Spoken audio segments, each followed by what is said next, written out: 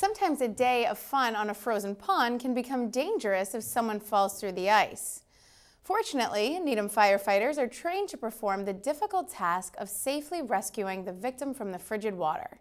Our own Ashley Julier met up with Lieutenant James Piersack from the fire department to find out about ice rescues and what you should do if you or someone else has fallen through the ice. Luckily, there have not been many ice rescues necessary in town, but Needham firefighters are always prepared just in case. They do ice rescue training at least once a year to keep their skills fresh. Lieutenant Piersack gives us an overview of the ice rescue procedure. We have a victim that's in the water that's, again, can be extremely cold, extremely tired.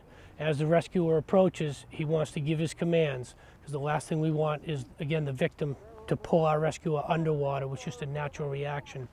So the rescuer is going to put the harness over the victim's shoulders and head so that it supports his body, and if he has the strength, he'll be able to grab onto the end of the sled and we'll pull everybody in. If he doesn't have the strength, then the rescuer will lift him up onto the sled and then we'll be able to pull him in. In this case here, our victim is awake.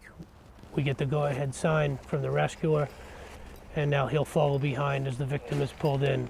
If you have fallen through the ice, there are techniques you can use to get yourself out of the freezing water. The best thing you can do is to spread your body weight out when you're trying to get out of the ice. Instead of pushing down with your hands, that centers your weight in an area.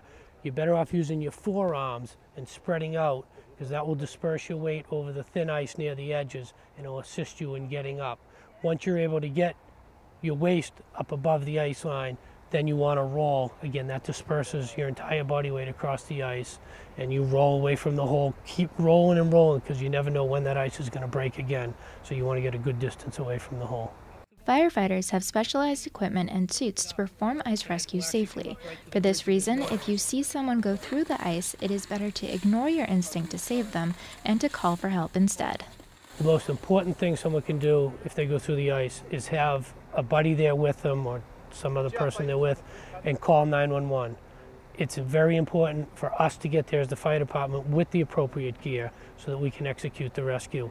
If one person tries to rescue another person, more often we're going to end up with 2, 3, 4 victims. So again, the most important thing you can do is call 911.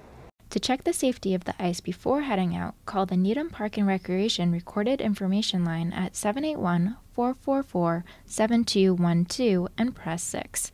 For the Needham Channel News, I'm Ashley Julier.